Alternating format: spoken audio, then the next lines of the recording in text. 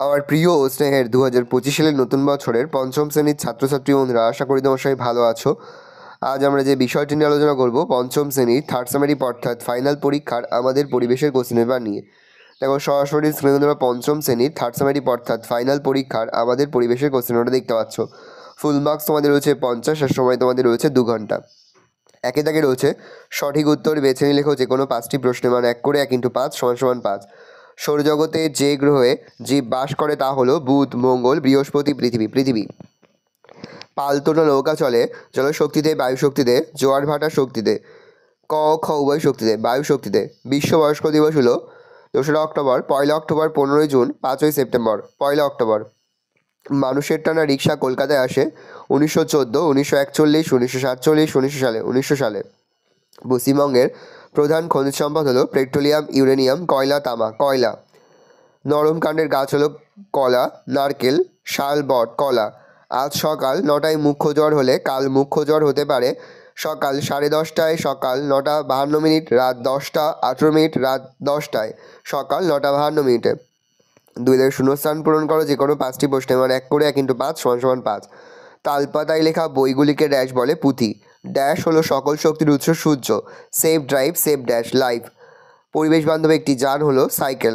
বয়স্ক মানুষকে ড্যাশ করা উচিত সম্মান। জেলে শিশুদের ড্যাশ ছাপ থাকে এপিও। পশ্চিমবঙ্গের প্রধান খনিজ সম্পদ হলো ড্যাশ, উত্তর কয়লা।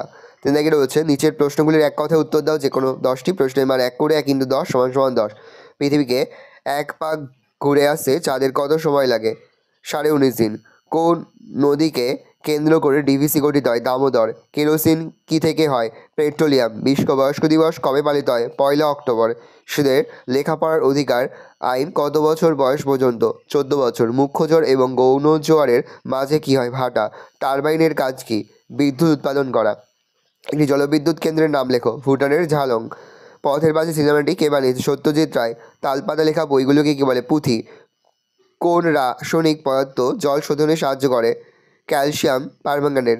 পাহাড়ি অঞ্চলে ছোটো ছোটো ঝর্ণা কী বলে? ঝোড়া। মশলার প্যাকেটে কোন ছবিটা দেখা যায়? আগ মার্কা। চাঁদ পৃথিবী থেকে দূরে আছে প্রায় কত কিমি? 4 লক্ষ কিমি। টেলিস্কোপ কে তৈরি করে? গ্যালিলিও। আচ্ছা, প্রেশার কুকারের গায়ে কিসের ছাপ দেখা যায়? এটা কিন্তু অবশ্যই তোমরা কমেন্ট করে জানাতে ভুলবে না। 4 দাগে রয়েছে নিচের প্রশ্নগুলি উত্তর দাও যে কোনো 5টি প্রশ্নের মান 2 করে 2 × 5 = 10। শিশুদের প্রধান মৌলিক অধিকারগুলি কী কী? 1 বেঁচে থাকার অধিকার, 2 খাদ্য ও পানীয় জল পাওয়ার অধিকার, 3 স্বাস্থ্য ভালো রাখা, অসুখ হলে চিকিৎসা পাওয়ার অধিকার, 4 অবৈতনিক ও বাধ্যতামূলক শিক্ষা লাভের অধিকার, 5 নিজের নাম পরিচয় জানা ও প্রকাশ করার অধিকার, 6 নিজের মত প্রকাশ ও আলোচনার স্বাধীনতা, 7 মারধর ও মানসিক পীড়ন থেকে সুরক্ষার অধিকার প্রভৃতি। স্বাস্থ্য ভালো রাখতে কী কী করবে? মানব জীবনে স্বাস্থ্য হলো অমূল্য সম্পদ। সুতরাং স্বাস্থ্য ভালো রাখতে গেলে আমাদের কতগুলি করণীয় দিক রয়েছে। সেগুলি হলো শরীরের যত্ন নেওয়া, ব্যক্তিগত পরিচ্ছন্নতা স্বাস্থ্য রক্ষার একটি গুরুত্বপূর্ণ দিক। আমাদের উচিত দেহের অঙ্গ প্রত্যঙ্গের যত্ন নেওয়া এবং সর্বত্র পরিষ্কার পরিচ্ছন্নতা বজায় রাখা। এমনকি শরীর সুস্থ ও স্বাভাবিক রাখার জন্য নিয়মিত খাওয়া, জল পান করা, শাকসবজি খাওয়া, খেলাধুলা করা, শরীরচর্চা করা, যেমন দৌড়াতে হবে, সাঁতার কাটতে হবে এবং নিয়মিত যোগব্যায়াম করতে হবে। সূর্যের আলো কী কী কাজে ব্যবহার করা হয়? সূর্যের থেকে আলো ও উত্তাপ পায় যা বিভিন্ন কাজে লাগে, যেমন সূর্যের আলো বীজ থেকে নতুন উদ্ভিদ জন্ম হয়। সূর্যের আলো নিয়ে গাছের সালোক সংশ্লেষ প্রক্রিয়ায় খাদ্য তৈরি করে। 3 সূর্যের আলোয় জন্মানো উদ্ভিদ মাটির নিচে চাপা পড়ে কয়লা তৈরি হয়, সেই কয়লা পুড়িয়ে তাপবিদ্যুৎ হয় এবং সূর্য শক্তিকে কাজে লাগিয়ে বিদ্যুৎ তৈরি হয়। সৌর বিদ্যুৎ দিয়ে আমরা জ্বালাই, গাড়ি চালাই ইত্যাদি, আলো জ্বালাই, গাড়ি চালাই ইত্যাদি। রাস্তা চলাচলের সময় কী কী সতর্কতা অবলম্বন করবে? 1 গাড়িতে বসার সময় সিট বেল্ট ব্যবহার করব। 2 রাস্তায় দৌড়াদৌড়ি করব না। 3 সিগন্যাল থেকে রাস্তা পার হব। 4 জেব্রা ক্রসিং বরাবর রাস্তা পার হব। 5 রাস্তার পাশে ফুটপাথ দিয়ে হাঁটব। 6 ফুটপাথহীন রাস্তার বাঁ দিক দিয়ে হাঁটব। 7 রাস্তায় সদা সতর্ক থাকব। 8 রাস্তা পারাপারের সময় মোবাইল ব্যবহার করব না। 9 হেলমেট ছাড়া মোটরসাইকেল ব্যবহার করব না। কয়েকটি জলযানের নাম লেখো। জাহাজ, নৌকা, পানসি, স্টিমার। হরপাবান কি? পার্বত্য অঞ্চলে নদীগুলি নুড়ি পাথর জমে অগভীর হয়ে গেছে, ফলে হঠাৎ প্রচুর বৃষ্টি হলে নদী অত জল বয়ে নিয়ে যেতে পারে না। তখন নদীর দুকুল ছাপিয়ে বিশাল জলপ্রবাহ সব কিছু ধুয়ে নিচের দিকে নামতে থাকে। একে হরপাবান বলে। 5 দাগে রয়েছে নিচের প্রশ্নগুলোর উত্তর দাও যে কোনো 4টি প্রশ্নের মান 5 করে 5 × 4 = 20। প্রাচীনকালে মানুষ কীভাবে চলাফেরা করতেন? আগেকার দিনে ঘোড়ার গাড়িতে বা পালকিতে যাওয়ার খরচ ছিল বেশি, তাই সাধারণ মানুষ হেঁটে যেত। তবে দূরে দূরে যেতে হলে মালপত্র, বয়স্ক এবং শিশুরা গরুর গাড়িতে যেত। আগেকার দিনে স্থলভাগে চারিদিকেই ছিল বন, তাই রাস্তাগুলি ছিল বনের মধ্যে দিয়ে। এই রাস্তা ছিল বন্যজন্তু ও চোর ডাকাতের আক্রমণের ভয়।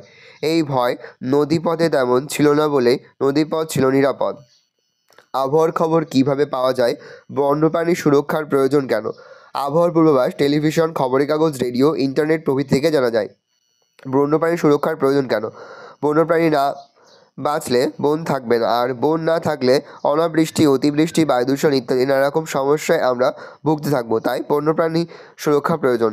ক্রেতা হিসেবে তুমি কীভাবে সচেতনতার পরিচয় দেবে? 1. পরিষ্কার রসিদ ছাড়া কিছু কিনবো না। 2. দোকানি মালপত্র ঠিকমতো ওজন করে পরিষেবা করে দিচ্ছে কি না সেদিকে নজর রাখবো। এপিও ছাপ দেখে জেলি, আগমার্কা দেখে শিশি, আর আইএসআই ছাপ দেখে, আমরা আগেই প্রশ্ন করেছিলাম আইএসআই ছাপ কোথায় থাকে, তোমরা যারা কমেন্ট করেছো প্রেশার কুকার, তাদের উত্তর ঠিক হয়েছে। তো আইএসআই ছাপ দেখে প্রেশার কুকারের মতো জিনিস কিনবো। কেনাকাটার রসিদ সহজে ফেলবো না, কারণ ঠকে গেলে এর সাহায্যে জেলা উপভোক্তা ফোরামে প্রতিকার পেতে পারবো। সুস্থ সামাজিক পরিবেশ কিভাবে গড়ব? সুস্থ সামাজিক পরিবেশ গড়ে তোলার জন্য মানুষকে শিক্ষিত হয়ে উঠতে হবে। 2. শিক্ষিত মানুষ পরিবেশের প্রতি যত্নশীল হয়ে উঠবে, যেমন গাছ লাগাবে এবং গাছের প্রতি যত্ন নেবে এবং সর্বোপরি বিপন্ন পশু পাখি ও পতঙ্গদের কথা ভাববে। 3. চারপাশের জল এবং অন্যান্য প্রাকৃতিক সম্পদ নষ্ট করবে না। মানুষজন মিলেমিশে একে অপরের পাশে থাকলে সুস্থ সামাজিক পরিবেশ হবে, পরিবেশ গড়ে উঠবে। 5-এর 5, কয়লা খনি এলাকায় ধসের সমস্যা মোকাবিলা করা যায়। কোন সময়ে বন্যপ্রাণী সপ্তাহ পালন করা হয়? কয়লা খনি অঞ্চলে থাকা গর্তগুলো উপমুক্ত ফেলে না রেখে তাকে বালি কিংবা কংক্রিট দিয়ে ভরাট করতে হবে। 2. কয়লা খনি সংলগ্ন অঞ্চলে প্রচুর পরিমাণে গাছ লাগাতে হবে। 3. কয়লা খনি থেকে একসঙ্গে অধিক মাত্রায় কয়লা না তুলে কয়লা উত্তোলনের একটি নির্দিষ্ট লক্ষ্যমাত্রা রাখতে হবে। প্রায় চেঞ্জ করলে অক্টোবর মাসের 2 থেকে 4 তারিখ পর্যন্ত বন্যপ্রাণী সপ্তাহ পালন করা হয়। জলচক্র কাকে বলে? বাঘের সংখ্যা কমে যাওয়ার কারণ কি? সূর্যের তাপে পুকুর, নদী, সমুদ্রের জল বাষ্প হয়ে ওপরে উঠে যায়। ওপরে উঠে ঠান্ডা হয়ে মেঘে পরিণত হয়। মেঘ থেকে বৃষ্টিরূপে জল পুকুর, নদী, সমুদ্রে ফিরে আসে।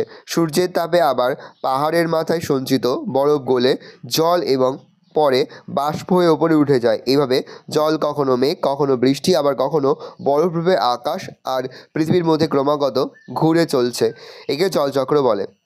প্যাসেঞ্জ লিখবে, বন্দুক দিয়ে বাঘ মারলে লোকে বীর বলবে। এই চিন্তা থেকেও অনেকে বাঘ মেরেছে। তাছাড়া চামড়া, নখ, দাঁতের লোভেও এই প্রাণীকে মারা হয়। কখনো কখনো মানুষ মারবে এই ভুল ধারণায় লোকালয়ে আসা বাঘকে মারা হয়েছে, তাই বাঘের সংখ্যা কমে যাচ্ছে। ভালো করে দেখে নাও, এই রয়েছে টোটাল তোমাদের থার্ড সামারি অর্থাৎ ফাইনাল পরীক্ষার পঞ্চম শ্রেণীর আমাদের পরিবেশের কোশ্চেন পেপার। ভালো কোশ্চেনটা দেখে নাও। আশা করি ভিডিওটা ভালো লেগেছে। ভিডিওটা ভালো লাগলে ভিডিওকে লাইক করে দেবে। আমার নতুন হওয়া লাল ক্লিক সাবস্ক্রাইব প্রেস করে পাশে বেল আইকন প্রেস করে নতুন কোনো ভিডিও আপলোড করি সবার ফার্স্ট তোমরা পেয়ে যাও। আর এই ভিডিওটি তোমার বন্ধু বান্ধবী, আত্মীয় স্বজন সবার মধ্যে কিন্তু অনেক শেয়ার করে দিলে। বছর পঞ্চম শ্রেণীতে পড়ছে। আমরা কিন্তু ইতিমধ্যে পঞ্চম শ্রেণীর প্রতি বিষয়ে সিলেবাস, প্রশ্নকাল এবং নমুনা প্রশ্নপত্র কিন্তু আপলোড করে দিই। এখনও পর্যন্ত সেই ভিডিওগুলো না দেখে থাকো, ভিডিওগুলো কিন্তু তাড়াতাড়ি দেখে নাও। তোমাদের সকলকে জানাই আগাম পরীক্ষার অনেক শুভেচ্ছা এবং অভিনন্দন। কোনো প্রশ্নের উত্তর লিখতে বা বুঝতে কোনো রকম অসুবিধা হয় তাহলে কিন্তু নির্দ্বিধায় কমেন্ট সেকশনে কমেন্ট করে যাতে একদমই ভুল